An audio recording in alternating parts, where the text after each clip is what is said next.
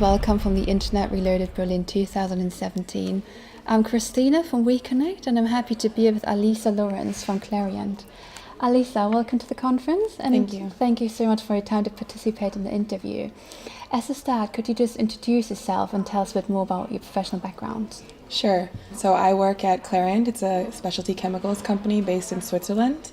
My background personally is that I used to work in advertising agencies and tech startups in different countries around the world, and this is kind of my first foray into the corporate world.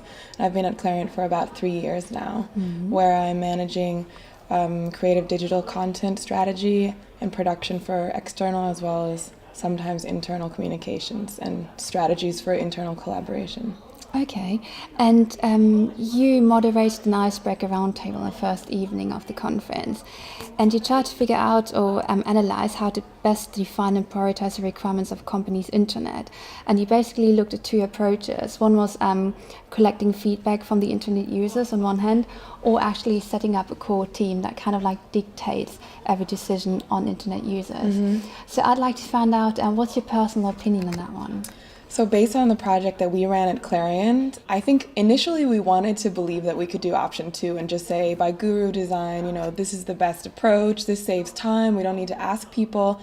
But I'm very glad that we went with the first option, which I now am a strong believer in, and that's really going to the important people throughout the company. So from the salespeople to the marketing to HR, and really finding out what their pain points are.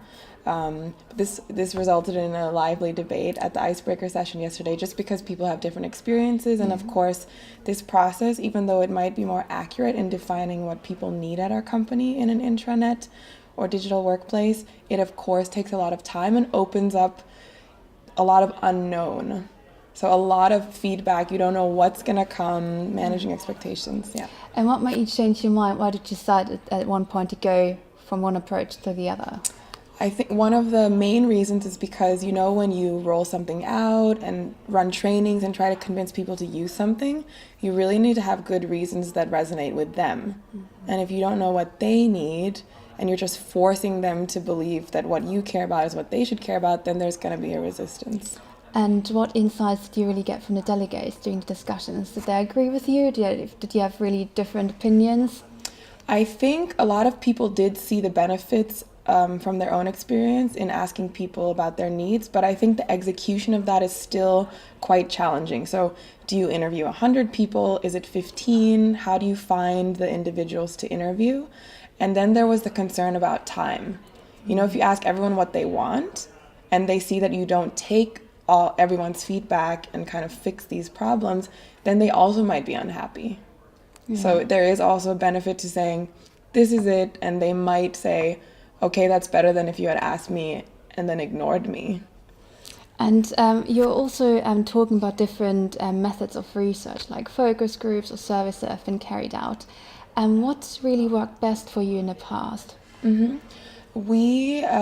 think we ran a workshop, which I think was very useful. So unfortunately, we couldn't include hundreds of people.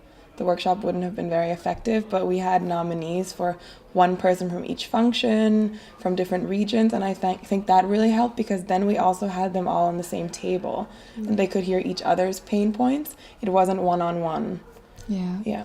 And I know you haven't launched the internet, but you're really sure you will be soon in the future.